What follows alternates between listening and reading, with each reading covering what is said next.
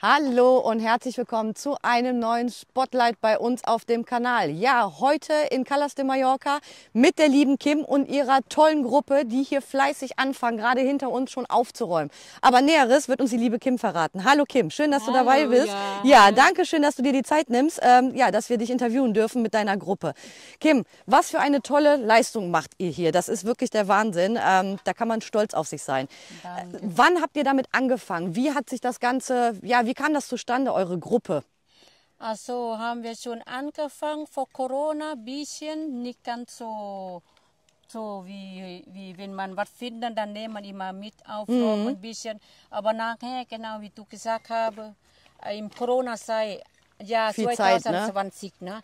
Ich habe Angst, ich habe zwei Kinder und habe Angst um die Vergangenheit, um die Zukunft und so, ne? Und ich habe Depression, ganz stark Depression, weil hier in Spanien dürfen man nicht auf dem Haus 2,5 Monate. Ne? Ja, das war ganz extrem. Und dann habe ich dann stark mit Depression, die Kinder auch. Und dann habe ich gedacht, was mache ich jetzt? Meine Depression, ich kann nicht bei den Kindern ausrasten oder meiner Familie, ich tue was weiter. Ja. Und dann an diesem Zeitpunkt habe ich dann die Leute gerufen und Anfang, da war sehr wenig Leute, meine Kinder hat mitgemacht. Schön. Ne? An diese Ecke, die erste Mann habe ich hier diese Ecke gemacht. Ja. Meine Kinder hat mitgemacht. Und dann nachher kommen mehr Leute und mehr Leute. Super. Und dann nachher kommen wieder wenige Leute und dann mehr Leute. So ist immer unterschiedlich, immer ne? Unterschied. Genau. Aber 2, 3, 4, 5 bis 13, Super. 14, Ja. 15 und so weiter. Also du bist wirklich auch diejenige, die das ins Leben ruft. Ja, ne? Du, ja. du schreibst deine Nachbarn, Ja. deine Freunde an, WhatsApp, Facebook Ja. oder wie auch immer, ne? Und fragst, hey, pass auf, habt ihr dann und dann Zeit und Lust? Ja, Wir ja. haben wieder viel zu tun. Also man sieht es ja leider auch. Vor allen Dingen, vor nicht mal 10 Minuten haben die angefangen und guckt euch das an. Das ist doch nicht normal. Und die Kim hat uns schon erzählt, dass der Teil eigentlich schon aufgeräumt wurde. Ne? Und es ist immer wieder, dass wirklich irgendetwas, gerade Bauschutt, ne? Plastikmüll, es nimmt kein Ende. Ja, die erste Jahr über 300 Tüten. Wow. Die schwarze Tüte, die große. Ja. 300 Tüten.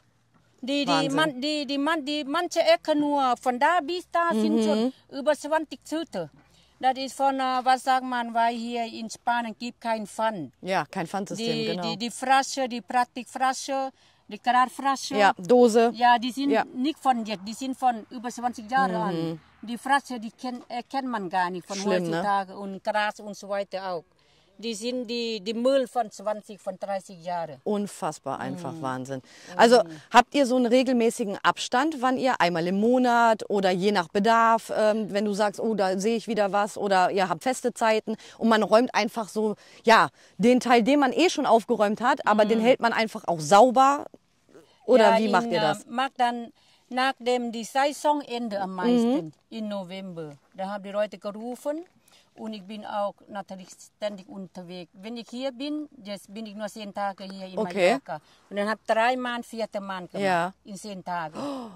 4 Mann haben wir gemacht. Das heißt, du nimmst dir deine freie Zeit, um auch wirklich unsere Insel aufzuräumen, ne? Mit deiner Gruppe. Ja. Ich finde es immer wieder super. Also ich muss ganz ehrlich sagen, ich liebe solche Aktionen. Es sollte viel mehr geben, oder nicht? Also warum denn nicht das große Ganze? Warum können wir nicht einfach alle zusammen, Hand in Hand, ne?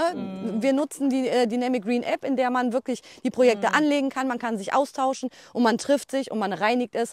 Und vor allen Dingen, es muss an die Öffentlichkeit. Es muss raus. Es muss raus, es muss gezeigt werden, wie viel innerhalb der kürzesten Zeit an Müll hier wirklich aus den Büschen geholt wird. Die Vegetation, die ist natürlich so stark und so schnell auch hier, die vergräbt das einfach. Ne? Wahnsinn. Also ich finde es klasse. Sind gleich mal gespannt. Wir werden natürlich auch gleich die anderen noch ein bisschen befragen. Also nach der Saison ist die meiste Arbeit zu tun. Ne? In der Saison kommen natürlich bisschen. In die kommen Saison, ein paar Leute. Ich arbeite 7 Tage. Ich arbeite ganzen Monat, haben frei sein. Und jetzt habe ich auch gearbeitet. Ich habe dann meine Geschäft in Deutschland. Und dann ich fliege jeden Monat oder 6 Wochen und dann komme ich zurück, dann 10 Tage, 7 Tage und dann mache ich das. Für mich ist so wie Therapie für mich. Therapie, ne? Ja, Ja, Therapie. ja, Wenn keiner schön. mag, interessiert mich nicht. Ich mag für mich so wie eine Therapie. Weißt Super. Ja, und man tut Also- sich selber noch was Gutes. Man ist Ja, an der, ja. ne, an der frischen Luft, in der Natur. Und ja, also Entschuldigung, wir haben ja auch was Tolles zu bieten. Ne? Ja, ja, ja. Und wenn du einen Wunsch frei hättest, was dieses Thema angeht, was würdest du der Menschheit gerne mit auf den Weg nehmen? Was soll passieren? Was muss sich ändern? Dass die Leute mehr achten auf die Natur und den Mond, das ist unmöglich, so weiterzugehen. Ist schon zu schämen, wenn die Touristen kommen und dann voller Mond, jede Ecke. Ne? Jede Ecke ist voller Mond, ja, überall. Vergangenes Jahr bin ich verreist, Urlaub gemacht nach Andalusia, Cádiz, Sevilla, Córdoba, Madrid, Puerto Llano. In Sevilla habe ich gesehen, die eine Ecke, meine Güte, unmöglich. So viel Müll.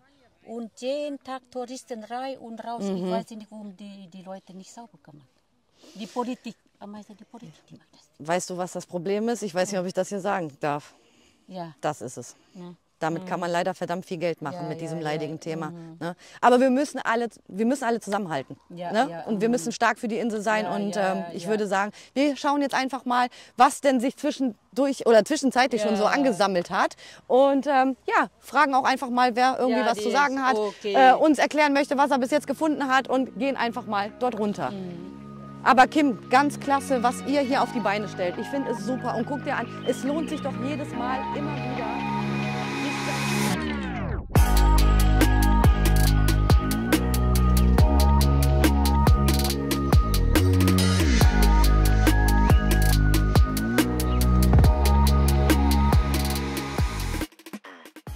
In Cales de Mallorca hat sich eine Gruppe umweltbewusster Bürger mit dem Namen Cales de Mallorca Entdecker, Tipps, Geschichten und mehr zusammengefunden, die es sich zur Aufgabe gemacht hat, ihre Heimat zu schützen.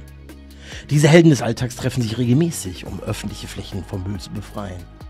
Ihre Arbeit ist ein inspirierendes Beispiel dafür, wie jeder Einzelne einen Unterschied machen kann.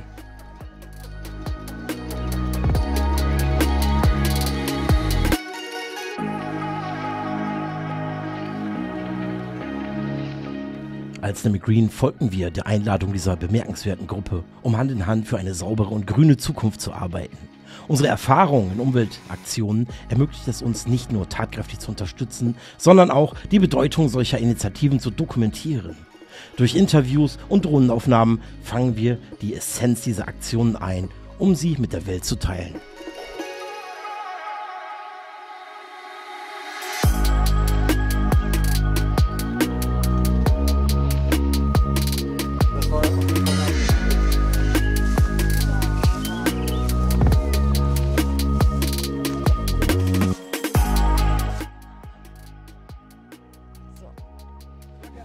So, ihr Lieben, eine kurze Verschnaufspause. Es ist der Wahnsinn, was ihr veranstaltet. Also irre.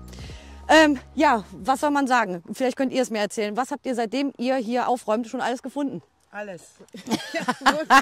Haben wir schon so ein kleines Fundstück des Tages? Ja. Ein kleines Parfümfläschchen. Ah, okay. Lustig. Natürlich Ja. unser Koffer jetzt der gerade. Koffer Ne? gefüllt mit Reiseutensilien, Wahnsinn. Zahnbürsten, Also was geht da in den Köpfen vor? Küchenutensilien, alles dabei. Erschreckend, oder? Es ist Ja, einfach nur es ist- erschreckend, wie die Leute damit umgehen Ja. und ja, Bewusstsein stärken. Wir Genau. können es immer nur weitergeben an alle. Ja, und Definitiv. man sieht, dass sie bewusst hierher fahren und den Müll abladen. Weil man kann es nicht mit der Hand hierher schaffen, sondern man... Jetzt ist es muss der ja Koffer, hier- jetzt ist natürlich die Frage, einheimisch oder touristisch. Man weiß es nicht, ne? Also ist immer so ein bisschen schwierig. das wissen wir nicht. Kim hat schon gesagt, nach der Saison ist immer die meiste Arbeit. Ja. Ne? Also man Also- rackert sich dann ab, bis Ja. die Saison wieder anfängt und dann darf man wieder von vorne anfangen. Was meint ihr? Sind es die Touristen? Sind es auch die Inselbewohner?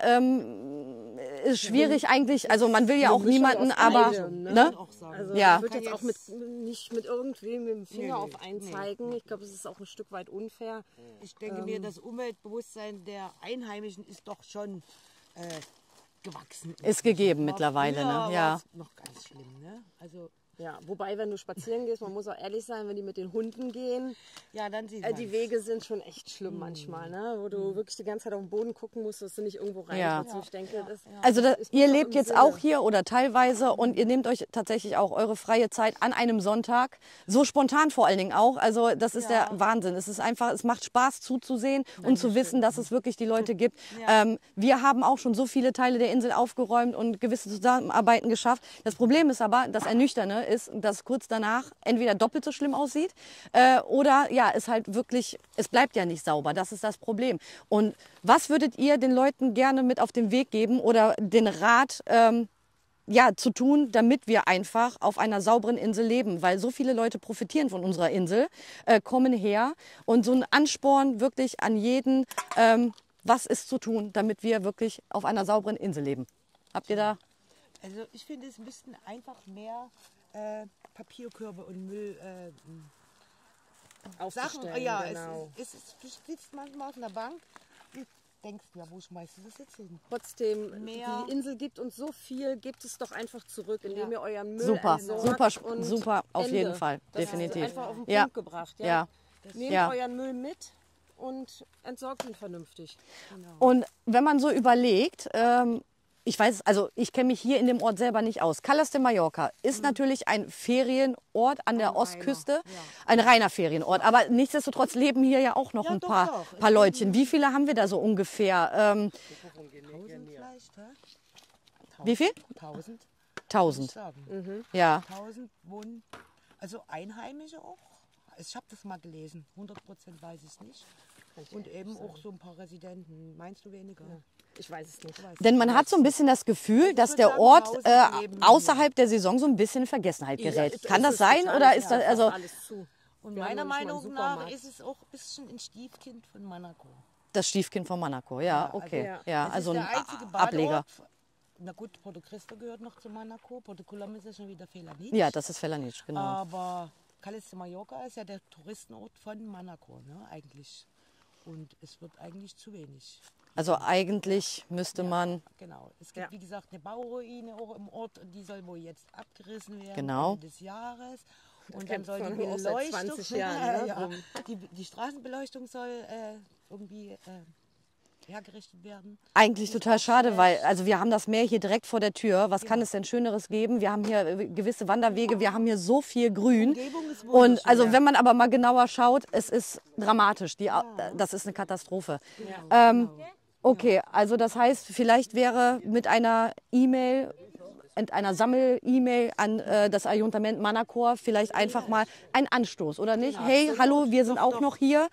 Nicht hier nur die ganzen ne, Gelder abzwacken, sondern was ist denn mit uns? Ne, wir räumen uns hier, oder wir nehmen uns die Zeit und räumen unser Dörfchen auf, wir halten es sauber. Ja, das ist auf jeden Fall eine In Möglichkeit, eine Monaco Maßnahme. gibt es ja Leute, die da sauber machen. Ne? Da laufen ja jeden Tag welche rum. Ja. Die da, Deswegen machen im die Sommer ist der Ort Ja. ja um brechend den voll, jetzt nicht ne? durch die Mädels, Arbeit zu egal, ihr seid klasse, ich finde es genial. Also wir schauen jetzt noch mal ein bisschen weiter, was wir denn da noch so alles finden. Und wenn ich wieder fit bin, dann mache ich auch wieder mit, definitiv. Also Dank Kim ist es wirklich so gut angelaufen jetzt. ja, genial. Ja, und vor allen Dingen so spontan, ne? Du hattest gepostet bei Facebook, ne? Genau, ja. Und dann trotzdem, also Frag Du bist der Jürgen. Jürgen und du bist hier bei der Gruppe von Kim. Genau. Schon lange dabei? Ja, 3 Ja? Jahre. Ja? 3 Jahre machen wir das schon mit. Meine Frage, wo kommst du her? Dresden. Aus Dresden? Ehemals Aus Sachsen? Ja. Ja, wunderbar. Und du wohnst hier oder bist hier? Wir wohnen fest hier. Ja. Ah, okay. Hier an der Kala Antenna, oder? Genau. Ja, hier im Ort drin. Ja, wunderbar. Ja, schön. Genau, und das machen wir mal mit, weil wir sehen das nicht ein, dass das alles so vermüllt hier. Das ist schlimm. Ja, das haben wir auch schon gesehen. Bist du oft dabei oder also von Anfang Jedes an? Mal, ja. Jedes Mal? Wenn sich das Wow. macht, sind wir dabei. Tja, das ist ja ein echtes Engagement, ne? Also das ist die ganze Straße bis ganz vor Ortsausgang, alles. ja, ja. Hast du irgendwie eine Vorstellung von dem, was ihr jetzt schon zusammengesammelt habt? Also jetzt nicht in Tonnen, aber in Tüten, aber, oder? Ja, das wird schön. 3 Pkw-Anhänger, 4. Wir stellen dann die ganzen Säcke hier hin und dann kriegt die Müll ab. Pro Sammlung? Stimmt, ne? Ja, wow. Das ist ja. Guck mal hier, das ist schön. Komm. Ja, ja. Die stellen wir dann immer geordnet an einen Platz und dann kriegt die Müllabfuhr das gesagt Ja. und die sehen dann die Säcke. Ach, ihr arbeitet mit dem Achunterment zusammen? Ja. Das ist ja super. Also so macht es die Kimme immer. Okay, also ihr bringt das an, das war nämlich die Frage, ne? Genau. Was passiert mit dem Müll dann hinterher, ne? Eigentlich kriegen wir von der Stadt diese orangen, gelben Säcke, das sind ja die typischen Säcke. Ja, ja. Und die werden dann hier hingestellt und das sehen die das dann und irgendwann holen die ab alles. Aber so mal ganz ehrlich, ich meine, das ist ja schön, dass ihr euch da engagiert und mit denen zusammenarbeitet oder so. Aber sind die nicht selber vielleicht mal auf die Idee gekommen, ja, wenn ihr das macht, dann müssten wir vielleicht auch selber ein bisschen mehr machen oder so, ne? Weil das ist ja eigentlich die Sache vom Achunterment, ne? Ja, aber hier draußen Kümmert sich das keiner. ja schon hier und die Bushaltestelle, keine Mülltonnen, da und nichts. Ja. Das ist in der Stadt gerade noch so und dann sobald es rausgeht. Aber wir sind doch hier praktisch auf einem Weg, hier ist ja nichts weiter, ne? Also wenn man jetzt hier runtergeht oder so, dann kommt man hier irgendwann mal zum Strand, ne? Oder hier zu dem Hotel oder so. Aber hier an sich ist ja gar nichts weiter oder so. Also was meinst du, wo kommt der Müll eigentlich her? Also wie kommt der hier hin? Illegal, das sind nie alles bloß Spanier, das sind auch Bauleute, die hier bauen, wenn man so manchmal sieht. Ja, wir haben ja Baustart gesehen, ne? Also dass die dann, hier, guck mal. ja genau. Es gibt ja auch keine Kontrolle, ne? Also es gibt ja hier keine Kameraüberwachung oder Security oder sowas. Das Ne? ist der Richt, das müssen mit ganzen Hängern kommen die hier an. Und Oh, kippen ihren okay. Müll ab. Und kippen das hier illegal, ja. Schickt man was. Das ist so ein kleines Cizueles, ne? Wahrscheinlich. Ne? Also wir haben das jetzt gerade, wir waren 4-mal da jetzt in Cizueles. Als wir das erste Mal da waren, das war also absolute Katastrophe, noch nie gesehen sowas. Ne? Und dann haben die angefangen, das wirklich zusammenzukehren. Ne? Und jetzt mittlerweile, beim 4. Mal haben wir gesehen, ist alles weg. Man merkt es auch, wenn man jetzt die Straße rausfährt. Ne? Also alle, die jetzt reinfahren in die Stadt, die tun schnell neue Autos sauber machen hier, fliegt das alles raus. Und die rausfahren, man sieht das richtig. Unglaublich, unglaublich. Ja, also wir haben das ja auch schon gesehen jetzt, also wir haben im letzten Jahr auch Müllsammelaktionen selber gemacht, ne? Auch mit Make Green Kids, ne? Also haben auch Kinder animiert, da selber mitzumachen und so. Und als wir unterwegs waren, sind auch ab und zu mal Spanier angehalten und haben dann gesagt, was macht ihr denn hier? Und haben auch spontan angeboten, mitzumachen und haben sich selber auch beschwert über diese Mentalität der Leute teilweise, dass die eben nicht dieses Umweltbewusstsein haben, ne? Was natürlich schade ist. Ne? Ja, man sitzt ja bei uns im Ort, wir haben eine graue Tonne, wir haben eine Papptonne für Pappe, dann haben wir die gelbe Tonne und die grüne Tonne. Ist ja eigentlich alles alles da, ne? aber Ja. verstehe ich das. Macht ihr eigentlich auch Kontrollen? Das heißt also, wenn ihr jetzt zum Beispiel diese Straße jetzt hier rechts und links gesäubert habt oder so, dass ihr dann, sagen wir mal, im Tonus von, weiß ich nicht, paar Tagen, Wochen nochmal vorbeiguckt und seht, was ist der Erfolg von eurer Die Kim macht das Aktion? dann schon mal, ja. Die Ja? Kim fährt manchmal mit dem Auto mit ihren Kollegen hier. Und wie ist die Erfahrung? Also Ja, ist eine Weile Ruhe, aber man sieht dann schon wieder frisch. Das siehst du richtig. kommt immer wieder, ja. Immer, das kriegst du nicht weg hier.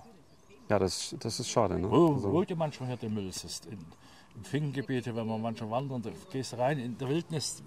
Keine Ahnung, wie die dorthin kommen mit den Autos. Also eigentlich müsste man die Leute einfach mal in die Hand nehmen, mitnehmen und denen zeigen, guck mal, so sieht es jetzt aus. Findest du das schön?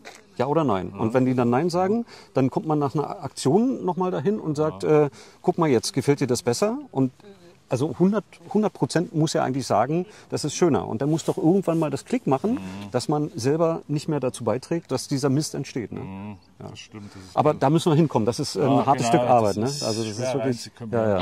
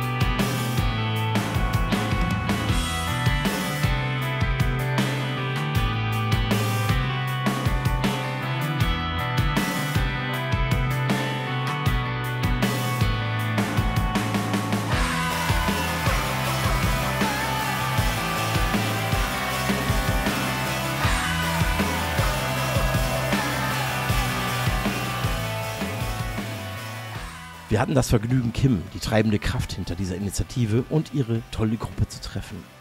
Ihr gemeinsames Engagement und ihre Leidenschaft für den Umweltschutz sind eine Inspiration für uns alle.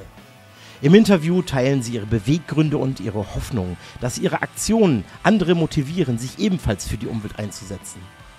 Am Ende unseres Besuchs blenden wir euch ein Bild der gesamten Gruppe ein, als Symbol der Einheit und Entschlossenheit, einen positiven Wandel herbeizuführen.